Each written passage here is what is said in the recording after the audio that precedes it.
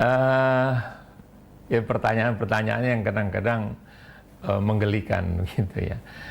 Jadi ini semuanya berawal dari reformasi pada tahun 1998 ya. Di mana runtuhnya atau jatuhnya rezim Orde Baru, maka kami daripada gerakan-gerakan mahasiswa ini ya, khususnya dari lembaga dakwah kampus itu berkumpul ya.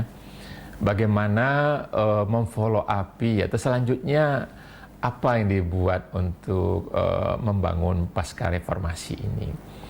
Nah, di antara pengalaman sejarah itu juga menceritakan bahwa ada dilakukan Kongres Umat Islam di Jakarta. Ya, waktu itu sebenarnya disepakati ya satu saja partai itu sebagai rumah umat Islam waktu itu ya.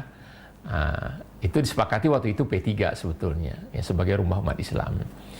Tapi tiba-tiba masing-masing mendeklarasikan sesuai dengan kelompok dan basis massa mereka masing-masing. PKB waktu itu dideklarasikan oleh almarhum Abdurrahman Wahid atau Gus Dur, kemudian juga PBB oleh almarhum Pak Hartono Marjono bersama Pak Yusril, Profesor Yusril Iza Mahendra, kemudian PAN waktu itu dideklarasikan oleh Pak Amin Rais, dan yang lainnya ada PSI, Syarikat Islam dan seterusnya. Nah, kami ini terakhir, dulu tuh Partai Keadilan ya, kami ini terakhir ya. Teman-teman pada nanya, lah ini kok masing-masing mendeklarasikan diri ya.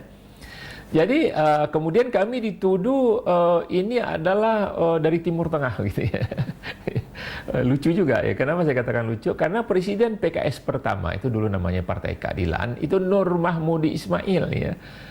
Ini adalah doktor lulusan Texas, Amerika Serikat ya, yang terkenal dengan sangat apa ya, liberal lah gitu. Bahkan slogannya juga waktu itu Justice for All ya, adil untuk semua gitu ya. Begini ya supaya lebih jelas nih ya. Ini tesis S2 saya sebetulnya di Pakistan, di Islamabad dulu pada tahun 1995-1996. Judul atau topik daripada tesis saya itu adalah Competition between the Modern Islamic Movement and Traditionalists. Nah, waktu itu saya buat satu conclusion ya. Saya temukan satu konklusi atau kesimpulan bahwa pemikiran gerakan-gerakan Islam ini itu sangat dipengaruhi oleh paling tidak ya oleh 4 ulama atau pemikir Islam. Di antaranya adalah Jamaluddin Al-Afghani, Muhammad Rashid Ridha gitu. Bahkan Hasan Al-Banna yang dari Mesir, dan juga Abul A'la Maududi yang dari Pakistan itu ya. Jadi menjelang akhir 80-an ya, awal 90-an itu buku-buku terjemahan dari Timur Tengah, dari negara-negara itu masuk ke Indonesia. Nah, ini menjadi bahan diskusi ya bagi banyak pemuda-pemuda Islam waktu itu, remaja masjid, bahkan Rohis, HMI, PI. Ini jadi makanan kita untuk diskusi.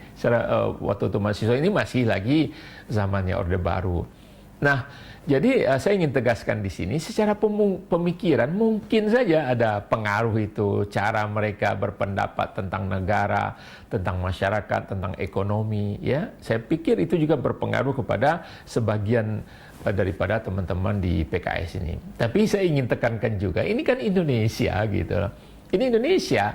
Kami, kader-kader kami, orang-orang Indonesia, pemuda-pemuda Indonesia, masyarakat Indonesia, ya.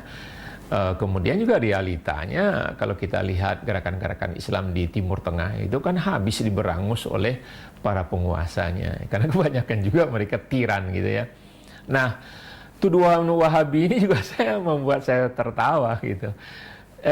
Ini loh ya, PKS itu bukan ormas ya, bukan ormas satu aliran keagamaan ya, seperti katakanlah ormas NU atau Muhammadiyah, bukan. Jadi PKS itu partai politik, organisasi politik gitu loh. Jadi dan bahkan ya Presiden PKS yang sekarang Ustadz Ahmad Syahihu ini adalah kader NU. Beliau ini lulusan pesantren Buntet ya. Jadi lucu juga kalau kami dituduh-tuduh seperti ini ya. Jadi itulah realitanya. Kami juga tentunya ada yang berasal dari Muhammadiyah, ada yang berasal dari Persis, ada yang berasal dari kaum tradisional, dari Al-Wasliyah, ya dari barangkali di daerah Nusa Tenggara Barat itu ada Nahdlatul Wathon, ya monggo-monggo aja. Namanya partai politik kan pingin lebih banyak lagi merekrut orang-orang ya dari segala golongannya.